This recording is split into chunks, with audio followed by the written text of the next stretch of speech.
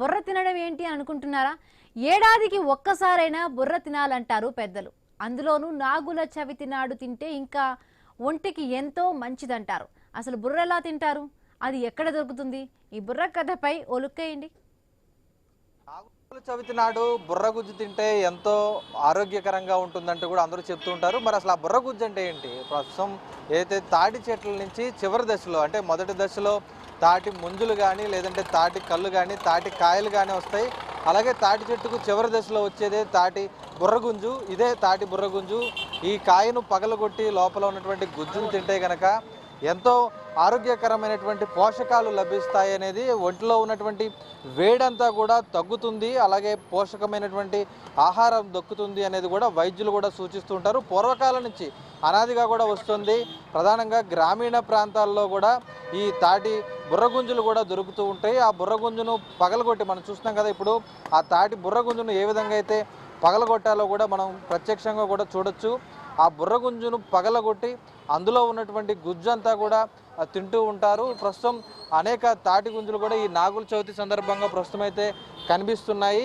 నాగుల చవితి నాడు తింటే ఎంతో మంచిదంటూ కూడా చెప్పడంతో సంవత్సరానికి ఒక్కసారైనా సరే ఈ తాటి గుంజు తినాలి అనేది కూడా అందరూ చెప్తూ ఉంటారు పూర్వకాలంలో. అయితే పట్టణాల్లో చాలామందికి ఇది తెలియక, అంటే అనేక మంది అనారోగ్యం పాలైన వెంటనే ఆసుపత్రులకు వెళ్ళడం, ఏదైనా విటమిన్ తగ్గిందంటే ఆ విటమిన్ కోసం మెడికల్ షాపుల వెంట పరిగెత్తడమే చూస్తూ ఉంటాం. కానీ ఏదైతే స్వచ్ఛమైనటువంటి ఈ తాటి గుంజులు ఏవైతే ఉంటాయో, అంటే సీజనల్ ఫ్రూట్స్ అత్యధికంగా కూడా సీతాఫలాలు శీతాకాలంలో తినడం, వేసవిలో మామిడికాయలు కానీ లేదంటే కొబ్బరికాయలు కానీ ఏ విధంగా అయితే తింటామో ఆ విధంగా ఇప్పుడు శీతాకాలం ఆరంభంలో వచ్చేటువంటి ఈ నాగుల చవితి నాడు కూడా ఈ తాటి గుంజు తింటే చూస్తున్నాం. తాటి కాయల్లో ఉన్నటువంటి ఆ గుంజు ఏ విధంగా ఉంటుందో కూడా చూడొచ్చు. అంటే ఆ పూర్వకాలం నుంచి కూడా వస్తుంది.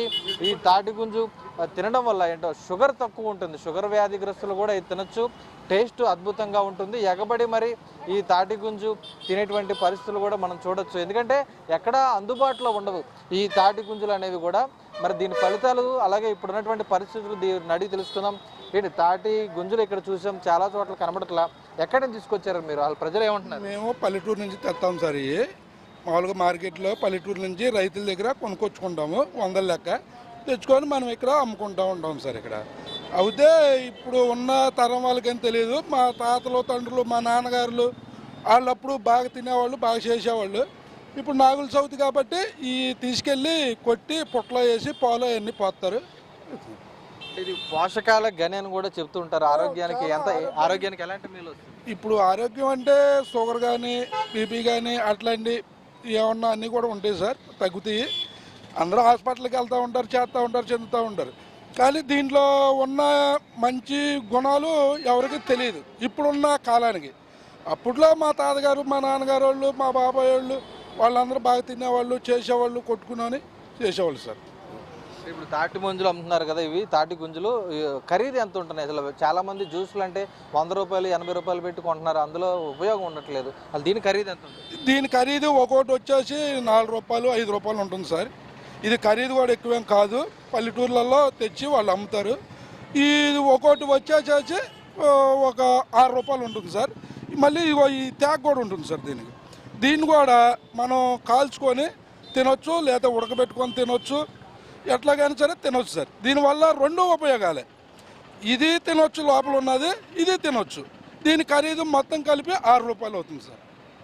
మామూలుగా రైతులు అయితే 4 రూపాయలకి ఇస్తారు. మేము అమ్ముకునే వాళ్ళం కాబట్టి రూపాయి 2 రూపాయలు వేసుకొని ఒక 6 రూపాయలకి అమ్ముకుంటాం సార్. చాలామంది ఫాస్ట్ ఫుడ్లు వెంట పరిగెడుతున్నారు. 100లు ఖర్చు పెట్టి chicken, fast food, chicken noodles కానీ ఫ్రైడ్ రైస్ కానీ లేకపోతే పిజ్జాలు బర్గర్లు కూడా పరిగెడుతున్నారు. కేవలం 6 రూపాయలతో పోషకాలకు కానీ అందరికీ అందుబాటులో వస్తుంది. అమ్మ ఏంటి మీరు తీసుకున్నారు కదా, దీనివల్ల ఎలాంటి ఉపయోగం ఏంటి అసలు? దీనివల్ల మనిషికి బాగా ఆరోగ్యంగా ఉంటుంది సార్. తినచ్చు, పిల్లలు కూడా తినచ్చు, పెద్దోళ్ళు తినచ్చు. ఇది మంచి పౌష్టికమైన ఆహారం. మేము అక్కడ వేరే రైతుల దగ్గర తెచ్చుకోవటం, నేను ఈ పండగ వస్తేనే తెచ్చుకుంటాం. మేము ఈ పండగప్పుడే అమ్ముకుంటాం. మళ్ళీ ఎవరు కూడా దీని జోలికి వెళ్ళరు. దీనికి ఇది కూడా ఉండదు. ఇది ఉడకబెట్టుకొని తినచ్చు, ఇది కొట్టుకొని తినచ్చు. మంచి బలమైన ఫుడ్ సార్. పూర్వకాలంలో గ్రామీణ ప్రాంతాల్లో ఎక్కువగా ఉండేవి కదా, మీ చిన్నప్పుడు అసలు ఎలా ఉండేది? నేను చిన్నపిల్లప్పుడు పొలాలలోకి వెళ్ళినప్పుడు ఈ పగలు కొట్టుకొని తినేవాళ్ళం సార్. పగలు కొట్టేసుకొని తినేసేవాళ్ళం, ఏమో కాల్చుకొని తినేసేవాళ్ళం. ఇప్పుడు ఇప్పుడు ఇప్పుడు ఎవరు తీసుకెళ్తున్నానండి ఇది మరి అది మంచి ఫుడ్, ఆరోగ్యమైన ఫుడ్ అందరూ తినాలి.